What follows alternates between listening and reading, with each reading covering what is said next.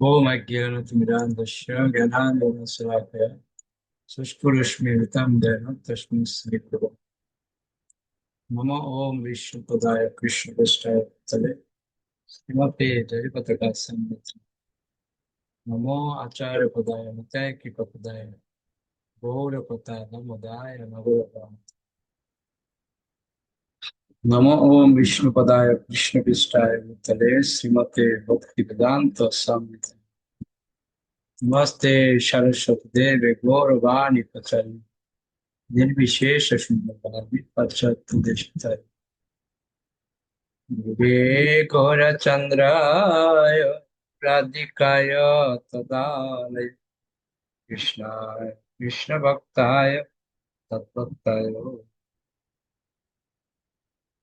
সদানন্দিনী মাতাজি পড়ুন।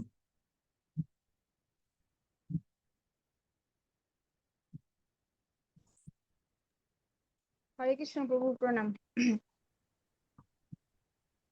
কিন্তু প্রভুপাদ চেয়েছিলেন আফ্রিকানদের কাছে প্রচার করতে, এটি আফ্রিকান দেশ। তিনি সরলভাবে বলেছিলেন, এরা হচ্ছে মালিক, আমাদের তাদের কাছে প্রচার করতে হবে। কৃষ্ণ ভক্তির অন্যান্য সবকিছুর মতো শ্রীল প্রভুপাদ দেখালেন সেটিও কিভাবে করতে হয়। শহরের মধ্যবর্তী অঞ্চলে আফ্রিকান অধ্যুষিত একটি এলাকায় রাধাকৃষ্ণের একটি মন্দির ব্যবহার করার সুযোগ তিনি পেয়েছিলেন। সেই মন্দিরে একটি হলঘর ছিল এবং জনবহুল রাস্তার দিকে সেই হলঘরটি কয়েকটি দরজা ছিল। প্রভুপাদ ভক্তদের বলেছিলেন সেই হলঘরটির দরজাগুলো খোলা রেখে কীর্তন করতে। তার নির্দেশ মতো ভক্তরা তা করেছিল এবং 5 মিনিটের মধ্যে হলঘরটি মানুষে ভরে যায়। সেটি ছিল একটি অপরিচ্ছন্ন এলাকা এবং যে সমস্ত মানুষেরা সেখানে এসেছিল তারা অশিক্ষিত, নোংরা, কিন্তু তারা ছিল কৌতূহলী এবং হাসতে হাসতে ও নাচতে নাচতে তারা আনন্দের সঙ্গে কীর্তনে যোগদান করেছিল। ব্রহ্মানন্দ স্বামী হলঘর থেকে বেরিয়ে নিকটবর্তী যে বাড়িটিতে প্রভুপাদ বাস করছিলেন সেখানে গিয়েছিল। হলঘরটির মানুষে ভরে গেছে। ব্রহ্মানন্দ বলেছিল, আপনার আসার দরকার নেই, আমরাই অনুষ্ঠানটি চালিয়ে যেতে পারবো না। প্রভুপাদ বলেছিলেন, আমি যাব। ব্রহ্মানন্দ প্রভুপাদকে নিরুৎসাহিত করতে চেষ্টা করে, না আমি যাব। প্রভুপাদ আবার বললেন, তুমি কি আমাকে ওখানে নিয়ে যাবে? ব্রহ্মানন্দ যখন প্রভুপাদকে নিয়ে সেখানে উপস্থিত হলো তখন সেখানে আরো লোকের সমাগম হয়েছে। গৈরিক সিল্কের সন্ন্যাসী বেশ পরিহিত প্রভুপাদ যখন সেই ঘিঞ্জি স্বল্প আলোয় আলোকিত হলঘরটিতে প্রবেশ করলেন তখন তাকে জ্যোতির্ময় বলে মনে হচ্ছিল। তিনি যখন হেঁটে এগিয়ে গেলেন তখন সকলে তার যাওয়ার পথ করে দুপাশে সরে দাঁড়ালো এবং উৎসুকভাবে তাকে দেখতে লাগলো। স্টেজে এসে প্রভুপাদ কীর্তন করলেন এবং ভাষণ দিলেন। যদিও সোয়াহিলি ভাষী শ্রোতারা প্রভুপাদের ভাষণ বুঝতে পারেনি, কিন্তু তবুও তারা শ্রদ্ধা সহকারে সেখানে বসেছিল আর সেখানকার কীর্তন তাদের খুব ভালো লেগেছিল। ছিল প্রভুপাদ যে আফ্রিকানদের কাছে সেই হলটি খুলে দিয়েছিলেন, সেই জন্য সেখানকার ভারতীয় সমাজের সদস্যরা একটু শঙ্কিত হয়ে পড়েছিল এবং তাদের কয়েকজন কি হয় তা দেখার জন্য সেখানে উপস্থিত ছিলেন। শ্রীল প্রভুপাদের এই উদার অনুষ্ঠান দেখে ভারতীয়রা মুগ্ধ হয়েছিলেন। আপাত দৃষ্টিতে এই অতি সাধারণ অনুষ্ঠানটির আধ্যাত্মিক প্রভাব সংস্কৃতির বিভেদ মুছে দিতে সক্ষম হয়েছিল। প্রভুপাদ বলেছিলেন যে এইটি হচ্ছে আফ্রিকায় ব্রহ্মানন্দ স্বামীর মিশন। আফ্রিকানদের কাছে কৃষ্ণ ভাবনার অমৃত দান করা হবে আর সেই অনুষ্ঠানগুলি হবে অতি সাধারণ। প্রসাদ বিতরণ, বিনামূল্যে গ্রন্থ বিতরণ এবং মৃদঙ্গ ও কীর্তন সহকারে হরে কৃষ্ণ মহামন্ত্র কীর্তন। কৃষ্ণ ভাবনামৃত যেন নাইরোবির হিন্দু সমাজের আরেকটি ধর্মীয় সংস্থায় পরিণত না হয়। হিন্দুদের কর্তব্য হচ্ছে অর্থদান করে সেই আন্দোলনে অংশগ্রহণ করা। তবে ব্রহ্মানন্দ স্বামীকে আফ্রিকানদের কাছে প্রচার করতে হবে এবং ভক্ত সংগ্রহ করতে হবে। আমেরিকা থেকে কয়েকজন কৃষ্ণ ভক্ত যখন নাইরোবিতে প্রভুপাদের সাথে মিলিত হয় তখন প্রভুপাদ তাদের বলেছিলেন, 400 বছর আগে এখান থেকে তোমাদের পূর্বপুরুষদের কৃতদাস রূপে নিয়ে যাওয়া হয়েছিল, কিন্তু এখন দেখো তোমরা ফিরে এসেছো প্রভু রূপে। নাইরোবিতে প্রথম নগর সংকীর্তন অনুষ্ঠানেরও আয়োজন করেছিলেন শ্রীল প্রভুপাদ। ভক্তরা কামাকুঞ্জি পার্কের বৃহত্তম গাছের নিচে সমবেত হয়েছিল। সেই গাছটি হচ্ছে কেনিয়ার স্বাধীনতার সাথে যুক্ত এক ঐতিহাসিক স্থান। ভক্তরা যখন গাছের নিচে দাঁড়িয়ে কীর্তন করছিল, তখন তাদের চারপাশে বহু লোকের সমাগম হয় এবং তারাও কীর্তন করতে শুরু করে। কেউ কেউ আবার কীর্তনের ছন্দে আফ্রিকার আদিবাসী নৃত্য করতে শুরু করে। একজন যুবক শতপ্রণোদিত হয়ে এসে জানায় যে সে ব্রহ্মানন্দের ভাষণের সোয়াহিলি অনুবাদ করে দেবে, যাতে সকলে তা বুঝতে পারে। ভক্তরা প্রসাদ রূপে বোঁদে বিতরণ করছিল, আর সমবেত দর্শকেরা সেই অনুষ্ঠান গভীরভাবে উপভোগ করছিল। সেই অনুষ্ঠানটি প্রবলভাবে সাফল্যমণ্ডিত হয়েছিল। প্রভুপাদের কাছে ছুটে এসে ব্রহ্মানন্দ তাঁকে পার্কের কীর্তনে অদ্ভুত সাফল্যের কথা জানিয়েছিল। 1966 সালে নিউ ইয়র্কের ওয়াশিংটন স্কোয়ার পার্কে কীর্তনের সাফল্যের সংবাদ প্রভুপাদকে জানাবার সময় ব্রহ্মানন্দ যে আবেগ অনুভব করেছিল, এখনো সেই আবেগই সে অনুভব করলো। এখনো তখনকার মতো কীর্তন প্রবলভাবে সাফল্যমণ্ডিত হয়েছিল। প্রভুপাদ তাঁর ব্যক্তিগত দৃষ্টান্তের মাধ্যমে এবং ব্রহ্মানন্দ স্বামীকে অনুপ্রাণিত করার মাধ্যমে কেবলমাত্র কয়েকদিনের মধ্যে আফ্রিকায় ভগবানের বাণী প্রচারের রূপ পাল্টে দিয়েছিলেন ভারতীয়দের থেকে আফ্রিকানদের মধ্যে। একদিন রাত্রে নাইরোবি বিশ্ববিদ্যালয়ে প্রভুপাদের ভাষণের সময় 2000 আফ্রিকান ছাত্রতে হলঘর ভর্তি হয়ে গিয়েছিল এবং আরো কয়েকশত ছাত্র বাইরে দরজা এবং জানলার পাশে দাঁড়িয়ে প্রভুপাদের ভাষণ শুনছিল। প্রথমে প্রভুপাদ ভূত ভাবন নামে এক কৃষ্ণাঙ্গ আমেরিকান শিষ্যকে দিয়ে একটি ছোট্ট ভাষণ দিয়েছিলেন। ভাষণে সে কয়েকটি সোয়াহিলি শব্দ ব্যবহার করেছিল। হেরাম বে বলে সে বলতে শুরু করে, যার অর্থ হচ্ছে ভাই সব স্বাগতম। তারপর শ্রীল প্রভুপাদ তার ভাষণে বলেছিলেন, সমস্ত পৃথিবী সারাক্ষণ কেবল আকাঙ্ক্ষা করছে আর অনুশোচনা করছে। তোমরা আফ্রিকার অধিবাসীরা ইউরোপীয় এবং আমেরিকানদের মতো হওয়ার আকাঙ্ক্ষা করছো, কিন্তু ইউরোপীয়রা এখন অনুশোচনা করছে। সুতরাং একদল আকাঙ্ক্ষা করছে আর একদল অনুশোচনা করছে। আমরা আফ্রিকায় এসেছি বুদ্ধিমান আফ্রিকানরা যাতে এই দর্শন হৃদয়ঙ্গম করে তা বিতরণ করে, সেই নিমন্ত্রণ জানাতে। আপনারা উন্নত হওয়ার চেষ্টা করছেন, সুতরাং যথার্থভাবে আপনাদের উন্নতি সাধন করুন। তবে আমেরিকান বা ইউরোপিয়ানদের অনুকরণ করবেন না। যারা কুকুর বেড়ালের মতো জীবনযাপন করছে, তাদের সেই সভ্যতা বেশি দিন টিকবে না। অ্যাটম বোম তৈরি আছে। যে মুহূর্তে পরবর্তী যুদ্ধ শুরু হবে, তখন গগনচুম্বী বাড়ি এবং অন্য সবকিছু ধ্বংস হয়ে যাবে। যথার্থ দৃষ্টিভঙ্গির পরিপ্রেক্ষিতে সব কিছু বুঝবার চেষ্টা করুন।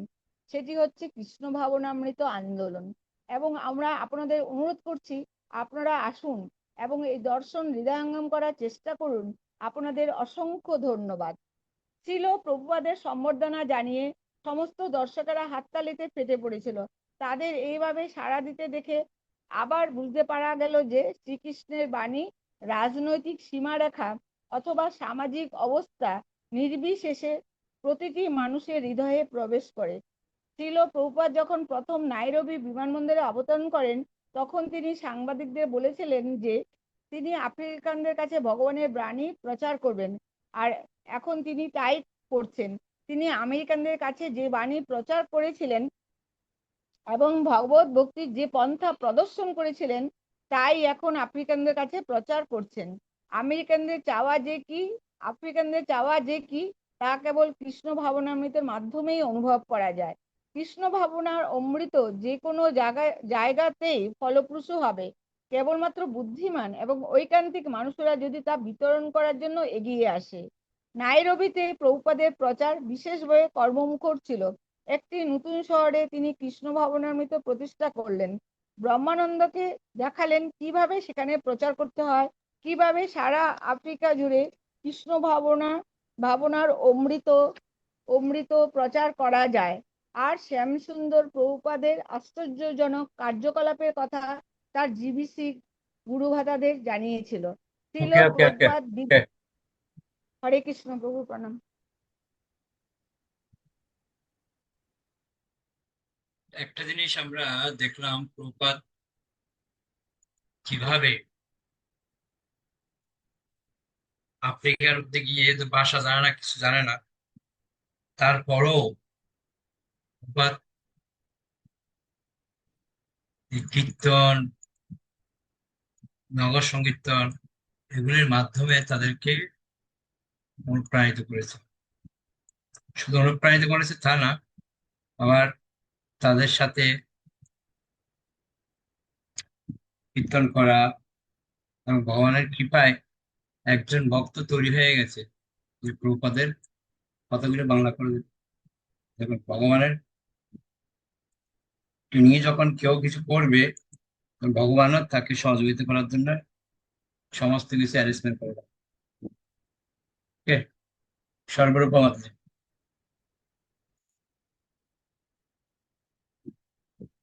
কৃষ্ণ প্রভুপাদ। শ্রীল প্রভুপাদ বিদ্যুৎ গতিতে আর একটি কেন্দ্র প্রতিষ্ঠা করলেন। অসংখ্য মানুষ সমবেত হচ্ছে এবং অত্যন্ত উৎসুকভাবে নানা রকম ঐকান্তিক প্রশ্ন করছে। একদিন অনেক রাত্রে প্রচারের ম্যারাথন শেষ করে প্রভুপাদ কিছু খেতে চান এবং মন্তব্য করেন, দেখো আমার ক্ষুধা হচ্ছে, আমাকে ভগবানের কথা বলতে দাও, সেটি হচ্ছে আমার জীবন, আমাকে ভগবানের কথা বলা বন্ধ করতে দিও না। মন্দির গড়ে উঠুক। কলিকাতা, মার্চ 1971। তখন মধ্যরাত্রি। ছিল প্রভুপাদ তার নিচু ডেস্কের পিছনে একটি গদির উপরে বসেছিলেন। তার ঘরটি ছাড়া সারা বাড়িটি অন্ধকার। তার ডেস্কের উপর একটি ডিকটেটিং মেশিন আর বাংলা ভাষ্য সম্মানিত একটি শ্রীমদ্ ভাগবত। দুটি গোলাপ আর স্টার এর ফুলদানির মাঝখানে একটি ছোট্ট ফ্রেমে তার গুরুদেব ছিল ভক্তি সিদ্ধান্ত সরস্বতী ঠাকুরের একটি ছবি। তার ডেস্কের অপর পাশে ঘরের প্রায় অর্ধাংশ জুড়ে মেঝের উপর একটি তুলুর তোষক। সেখানে কয়েক ঘন্টা পূর্বে ভক্তরা এবং অতিথিরা বসে তার শ্রীমুখের বাণী শ্রবণ করছিল। কিন্তু এখন তিনি একলা। সাধারণত তিনি 10টার সময় ঘুমোতে যান এবং তার 3-4 ঘন্টা পরে উঠে অনুবাদ করতে শুরু করেন।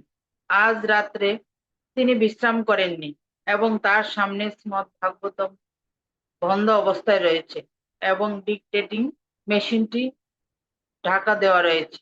তিনি তার দুজন শিষ্য তমাল কৃষ্ণ এবং বলি মর্দনকে মায়াপুরে জমি কিনতে পাঠিয়েছিলেন। 6 দিন হয়ে গেছে, কিন্তু এখনো তারা ফিরে আসেনি অথবা কোনো খবর পাঠায়নি। তিনি তাদের বলেছিলেন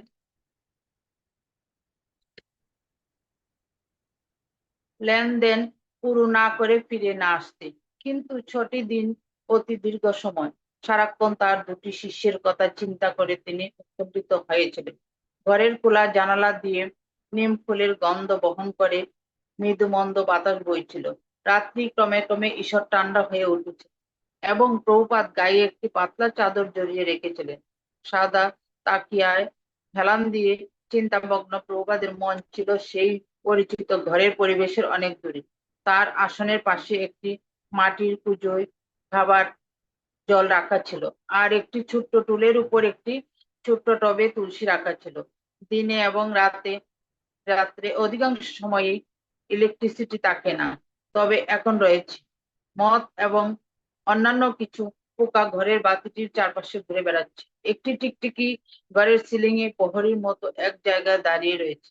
মাঝে মাঝে দ্রুত বেগে বাতির কাছে ছুটে গিয়ে পোকা ধরছে। তমাল কৃষ্ণ এবং বলি মর্দন এত দেরি করছে কেন? এটি কেবল 6 দিনের প্রতীক্ষা ছিল না, তিনি বেশ কয়েক বছর ধরে মায়াপুরে জমি কেনার চেষ্টা করেছেন। এই এইবার সমস্ত সম্ভাবনাগুলি ছিল অপূর্ব। তিনি স্পষ্টভাবে তমাল কৃষ্ণ এবং বলি মর্দনকে নির্দেশ দিয়েছিলেন কি করতে হবে। আজ তাদের ফিরে আসা উচিত ছিল। হয়তো কোনো রকম জটিলতা দেখা দিয়েছে যে জন্য তাদের এত দেরি হচ্ছে, অথবা তাদের কোনো বিপদ ঘটে থাকতে পারে। যে জমিটি প্রভুপাদ কেনার চেষ্টা করেছিলেন সেটি ছিল শ্রী চৈতন্য মহাপ্রভুর জন্মস্থান থেকে প্রায় 1 কিলোমিটার দূরে ভক্তি সিদ্ধান্ত রোডের উপর 9 বিঘা একটি প্লট। শেখ নামক দুজন মুসলমান চাষি ছিল সেই জমির মালিক এবং তারা খুব চড়া দাম চাইছিল।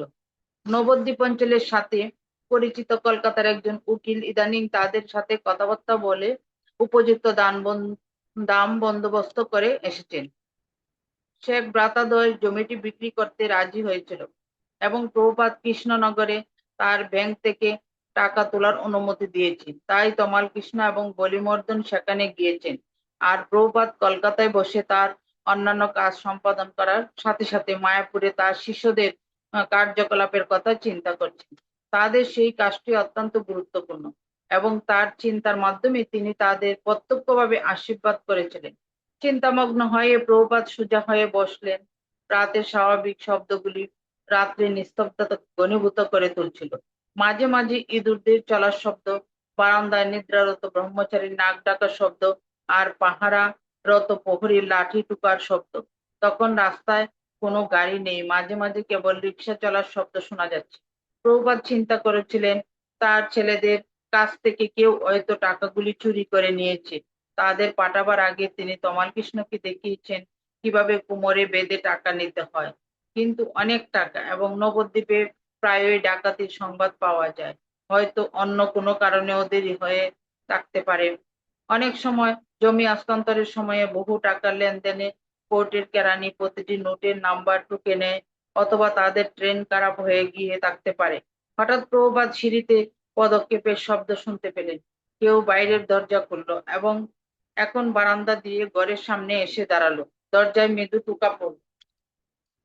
কে? তমাল কৃষ্ণ ঘরে ঢুকে ছিল, প্রভুপাদের সামনে দণ্ডবত প্রণতি নিবেদন করলো। কি খবর? বিজয়ীর মতো তমাল কৃষ্ণ ঘোষণা করলো, জমিটি এখন আপনার।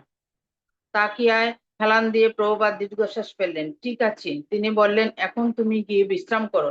London, August 1971। প্রভুপাদ ইংল্যান্ডে ভারতের হাই কমিশনারকে বলেছিলেন প্রধানমন্ত্রী শ্রীমতী ইন্দিরা গান্ধীর কাছে আবেদন করতে তিনি যেন মায়াপুরে ইসকন এর মন্দিরের ভিত্তিপ্রস্তর প্রতিষ্ঠা অনুষ্ঠানে যোগদান করেন। ইতিমধ্যে প্রভুপাদ তার সমস্ত জীবিত সদস্যদের সেই অনুষ্ঠানে যোগদান করার নির্দেশ দিয়েছেন এবং তিনি ভক্তদের নির্দেশ দিয়েছেন কলকাতার সমস্ত বিশিষ্ট নাগরিকদের নিমন্ত্রণ জানাতে। ভারতে তার শিষ্যদের তিনি ডেকেছিলেন, তারা যদি ইন্দিরা গান্ধীকে না আনতে পারে তাহলে তারা যেন পশ্চিমবঙ্গের রাজ্যপাল SS ধাওয়ানকে অন্তত নিমন্ত্রণ করে নিয়ে আসে। ইতিমধ্যে প্রভুপাদ আর্কিটেকচার এবং ডিজাইনে অভিজ্ঞ তার কয়েকজন শিষ্যের সাথে লন্ডনে মিলিত হয়েছিলেন। তিনি চেয়েছিলেন তারা যেন মায়াপুর প্রকল্পের একটি পরিকল্পনা নকশা তৈরি করে।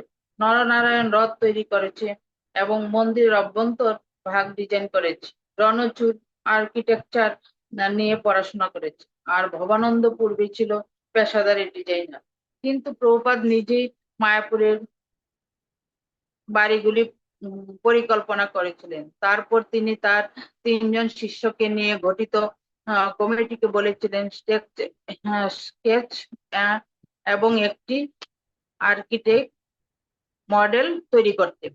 তিনি তখনই ভারতের সেই প্রকল্পটির জন্য অর্থ সংগ্রহ করতে এবং সাহায্য লাভের আয়োজন করতে শুরু করবেন বলে ঠিক করেছিলেন। যে সমস্ত ভক্তরা প্রভুপাদের পরিকল্পনা শুনেছিল তাদের কাছে মনে হয়েছিল এটি যেন ইসকনের সবচাইতে উচ্চাকাঙ্ক্ষা সম্মানিত প্রকল্প। রাসেল স্ট্রিট ধরে প্রাতঃভ্রমণ করার সময় প্রভুপাদ বিভিন্ন বাড়ি দেখিয়ে জিজ্ঞাসা করতেন সেগুলি কত উঁচু। অবশেষে একদিন সকালবেলা তিনি ঘোষণা করেছিলেন যে মায়াপুরের মূল মন্দিরটি হবে 300 ফুটের বেশি উঁচু। তিনি বলেছিলেন যে বর্ষার সময় মায়াপুরের বন্যা এবং সেখানকার বেলে মাটি নানা রকম অদ্ভুত অসুবিধার সৃষ্টি করবে এবং তাই বাড়িটি এক বিশেষ ধরনের ভিত্তির উপর প্রতিষ্ঠা করতে হবে, এক ধরনের ভাসমান বেলার উপর। পরে একজন সিভিল ইঞ্জিনিয়ারও সেই কথা বলেছিলেন। ওকে, ওকে, ওকে। প্রভুপাদ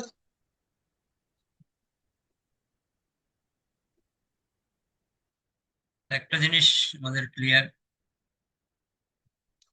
সেটা হচ্ছে প্রচারের জন্য প্রপাত কখনো আমেরিকা, কখনো লন্ডন, কখনো কিভাবে পরিশ্রম করছে। আর দ্বিতীয়ত কথা হচ্ছে মায়াপুরকে হেডকোয়ার্টার করার জন্য প্রপাত কিভাবে সবার কাছে সাহায্য সহযোগিতা চাইছে। তো এটাই হচ্ছে আমাদের বাস্তব শিক্ষা, যে গুরুদেবকে সন্তুষ্ট করার জন্য উনি যা চান তাই করতে। তো ছিল ভক্তি সিদ্ধান্ত ঠাকুরকে খুশি করার জন্য উনি কি না করেছেন। ওকে, কে বলতে চান? টিঙ্কু বাবু বলুন। কৃষ্ণবাবু বলো।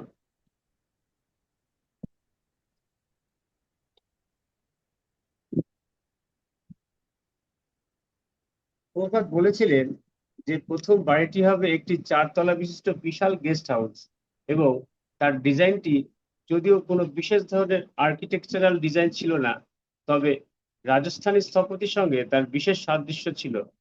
তিনি চেয়েছিলেন কেবল একতলা ছাড়া অন্য সবকটি তলায় অনেকগুলি আর্ক থাকবে এবং মার্বেলে মোড়া প্রশস্ত বারান্দা থাকবে। বাড়িটি হবে পূর্ব পশ্চিমে বিস্তৃত, যাতে লম্বালম্বিভাবে বাড়িটি সূর্যের আলো পায়। দক্ষিণের বাতাস গ্রীষ্মকালে সেই গেস্ট হাউসটিকে শীতল রাখবে। বাড়িটিতে বৈদ্যুতিক পাখা এবং বাতি থাকবে, আধুনিক স্নানাগার এবং শৌচাগার থাকবে, আর ঘরগুলি হবে আসবাবপত্রে সজ্জিত, প্রশস্ত এবং তাতে প্রচুর বাতাস চলাচল করবে। প্রভুপাদ বলেছিলেন গেস্ট হাউসটি যত শীঘ্র সম্ভব তৈরি করতে, তারপর অন্যান্য বাড়ি তৈরি হবে। তিনি চেয়েছিলেন 500 ভক্তদের থাকার মতো একটি আবাস গৃহ, একটি প্রসাদ কক্ষ যেখানে কয়েক হাজার লোক একসঙ্গে বসে প্রসাদ পেতে পারে, একটি রান্নাঘর এবং একটি গোশালা। যথাসময়ে ইস্কন পার্শ্ববর্তী জমিগুলো কিনে সেখানে ফোয়ারা, পায়ে চলার বাঁধানো পথ এবং লতাবিতান সমন্বিত ফুলবাগান তৈরি করবে। মূল মন্দির, বিশাল মায়াপুর চন্দ্রোদয় মন্দির, হবে 300 ফুটেরও অধিক উঁচু এবং তা তৈরি করতে হয়তো কয়েক কোটি টাকা লাগবে। প্রভুপাদের বর্ণনা স্থপতি এবং ভক্তদের উভয়কেই বিস্ময়ান্বিত করেছিল। শুনে মনে হয়েছিল তা যেন ইউনাইটেড স্টেটস ক্যাপিটাল অথবা সেন্ট পিটার্স ক্যাথেড্রাল থেকেও বড় হবে।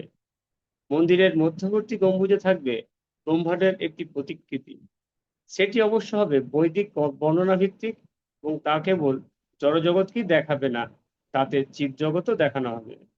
মূল কক্ষে প্রবেশ করে দর্শনার্থীরা দেখতে পাবে শ্রীমদ্ ভগবতের বর্ণনা অনুসারে বিভিন্ন গ্রহের অবস্থিতি। প্রথমে নিম্নতর পাতাল লোক, তারপর মধ্যবর্তী লোক সকল, যেখানে এই পৃথিবী অবস্থিত, তারপর উচ্চতর গ্রহলোক যেখানে দেবতারা বাস করে, এবং সর্বোপরি ব্রহ্মলোক, এই জড়জগতের সর্বোচ্চ লোক। ব্রহ্মলোকের ঊর্ধ্বে দেবাদিদেব মহাদেবের ধাম এবং তার উপর চিদাকাশ বা ব্রহ্মজ্যোতি, চিন্ময় জ্যোতি অথবা ব্রহ্মজ্যোতিতে থাকবে জ্যোতির্ময় বৈকুণ্ঠ লোক, যেখানে নিত্যমুক্ত জীবেরা বাস করেন, এবং সর্বোপরি থাকবে কৃষ্ণলোক, যেখানে পরমেশ্বর ভগবান তার আদিরূপে তার সবচাইতে অন্তরঙ্গ ভক্তদের সঙ্গে লীলাবিলাস করেন। মন্দিরে একটি ক্ষুদ্রাকৃতির প্রাসাদও থাকবে, যেখানে শোভা পাবে শ্রী রাধাকৃষ্ণের শ্রী বিগ্রহ। সেই প্রাসাদটি সাজানো হবে সোনা, রূপা এবং নানা রকম মণিমাণিক্য দিয়ে। মায়াপুর চন্দ্রোদয় মন্দির এবং মায়াপুর নগরী হবে ইসকনের ওয়ার্ল্ড হেডকোয়ার্টার, বিশ্বের প্রধান কেন্দ্র।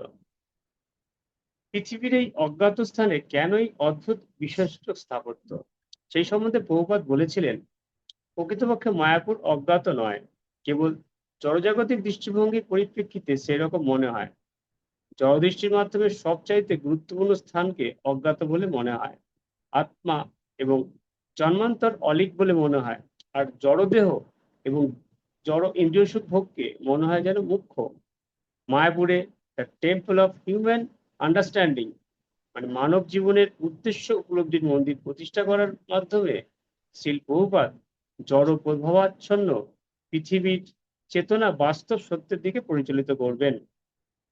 যে কোনো ঐকান্তিক দর্শক ইসকনের মায়াপুর প্রকল্পের সৌন্দর্য দর্শন করে মোহিত হবেন এবং উপলব্ধি করবেন যে এটি হচ্ছে জীব জগৎ। আর মায়াপুরে যে সমস্ত ভক্তরা থাকবে তারা নিরন্তর হরে কৃষ্ণ মহামন্ত্র কীর্তনে মগ্ন থেকে এবং কৃষ্ণ ভবনমিত দর্শন আলোচনা করে বুদ্ধিমান অতিথিদের বোঝাতে পারবে যে শ্রী চৈতন্য মহাপ্রভুর শিক্ষাই হচ্ছে সর্বশ্রেষ্ঠ তত্ত্ব।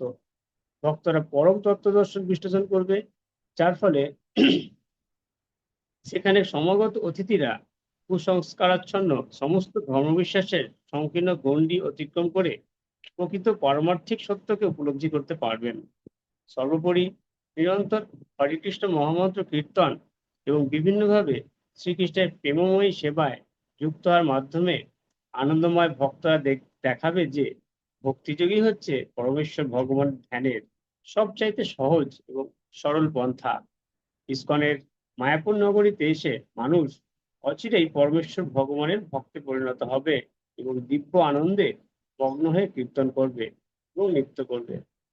শ্রীল প্রভুপাদ প্রত্যক্ষভাবে প্রদর্শন করেছিলেন কিভাবে ভক্তিযোগের মাধ্যমে পরমেশ্বর ভগবানের সেবায় নিয়োগ করার ফলে জড় বস্তু চিন্ময়ত্ব লাভ করতে পারে। আর এই পারমার্থিক ঐশ্বর্য কেন জড়বায়ুদের সমস্ত সাধিত বস্তুকে অতিক্রম করবে না।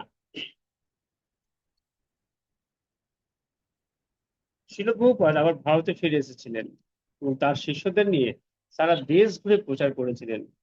নতুন দিল্লিতে সাফল্য সহকারে 10 দিনের এক মণ্ডপ উৎসব অনুষ্ঠান করেন, যাতে কয়েক লক্ষ লোকের সমাগম হয়। তারপর তিনি ঠিক করেছিলেন তার শিষ্যদের নিয়ে তিনি স্বল্পকালের জন্য বৃন্দাবন ভ্রমণে যাবেন। প্রচারের উদ্দেশ্যে তিনি অমৃতসর, সুরাট, ইন্দোর, গোরক্ষপুর এবং এলাহাবাদ এবং বেনারস গিয়েছিলেন, কিন্তু কখনো বৃন্দাবনে যাননি। অনুষ্ঠান উপলক্ষে যখন দিল্লিতে তার অনেক শিষ্যের সমাগম হয়েছিল, তখন তিনি তাদের নিয়ে বৃন্দাবনে যেতে মনস্থ করেছিলেন। বৃন্দাবনে জনৈক শ্রীযুক্ত জি.এল. সরাফ এবং তার বাড়ি সরাফ ভবনে শ্রীল প্রভুপাদ এবং মহিলাদের থাকার ব্যবস্থা করেছিলেন। অন্যান্য ভক্তরা নিকটবর্তী একটি ধর্মশালায় ছিল। শিল প্রভুপাদ কেবল তীর্থ ভ্রমণের জন্য বৃন্দাবনে আসেননি, তিনি এসেছিলেন ইসকনের জন্য জমির বন্দোবস্ত করতে। 1967 সালে তিনি যখন আমেরিকা থেকে বৃন্দাবন এসেছিলেন, তখন তিনি এসেছিলেন সুস্থ হওয়ার জন্য, কিন্তু তখনও তিনি তার শিষ্যদের জন্য বৃন্দাবনে জায়গার অন্বেষণ করেছিলেন। তিনি একটি আমেরিকান হাউস প্রতিষ্ঠা করার চেষ্টা করেছিলেন, যেখানে বৃন্দাবনের আদর্শ পরিবেশে তার শিষ্যরা কৃষ্ণ ভবনামৃত সংস্কৃতির শিক্ষালাভ করতে পারে এবং তারপর আমেরিকায় ফিরে গিয়ে প্রচার করতে পারে। কিন্তু 2 মাস পরেও খুব একটা সুবিধা করতে না পেরে তিনি ফিরে গিয়েছিলেন। এইবার কিন্তু বৃন্দাবনে তার আগমন ছিল পৃথিবীর কাছে এই শহরের রাষ্ট্রদূতের মতো, এবং পাশ্চাত্য জগতে শ্রী শ্রী রাধা এবং কৃষ্ণ এবং বৃন্দাবনের মহিমা প্রচারের জন্য। শিল প্রভুপাদ তার বিদেশি শিষ্যদের নিয়ে ভারতের বিভিন্ন শহরে গিয়ে বিভিন্ন অনুষ্ঠানে কীর্তন, শ্রীমদ ভগবত পাঠ এবং পাশ্চাত্য জগতে কৃষ্ণ ভবনামৃতের সাফল্যের কথা বলার ফলে হরে কৃষ্ণ আন্দোলন ভারতে ব্যাপকভাবে সাফল্য লাভ করছিল। তাই শিল প্রভুপাদ যখন তার 40 জন শিষ্য নিয়ে বৃন্দাবনে এলেন, তখন সারা শহর তাকে সম্বর্ধনা জানিয়েছিল। স্থানটি ছিল রমন রেতি। প্রভুপাদ দেখেছিলেন যে বৃন্দাবন শহরের ঠিক বাইরে আগ্রা এবং তাজমহল যাওয়ার পথে ব্যস্ত ছটিকারা রোডের উপর সেই জমিটি অবস্থিত। সেই স্থানটি ছিল বৃন্দাবন পরিক্রমা মার্গের নিকটেই। প্রতি বছর সেই পরিক্রমা মার্গে লক্ষ লক্ষ তীর্থযাত্রী বৃন্দাবন পরিক্রমা করে এবং বিভিন্ন মন্দির এবং পুণ্যস্থানগুলি পরিভ্রমণ করে। রমন রীতি, যার অর্থ হচ্ছে মনোমুগ্ধকর বালুকা, অঞ্চলটির অধিকাংশই ছিল বন, তাতে কয়েকটি আশ্রম আর পরিত্যক্ত জমি। শ্রীকৃষ্ণের প্রিয় এই প্রসিদ্ধ স্থানটিতে শ্রীকৃষ্ণ, বলরাম এবং অন্যান্য গোপসখারা 5000 বছর আগে লীলাবিলাস করেছিলেন। রমন রীতি ছিল ভগবানের দিব্য প্রেমে পরিপূর্ণ, যা ছিল বৃন্দাবনের পরিবেশের একটি বিশেষ বৈশিষ্ট্য। ওকে, যদিও শহরে ওকে, ওকে।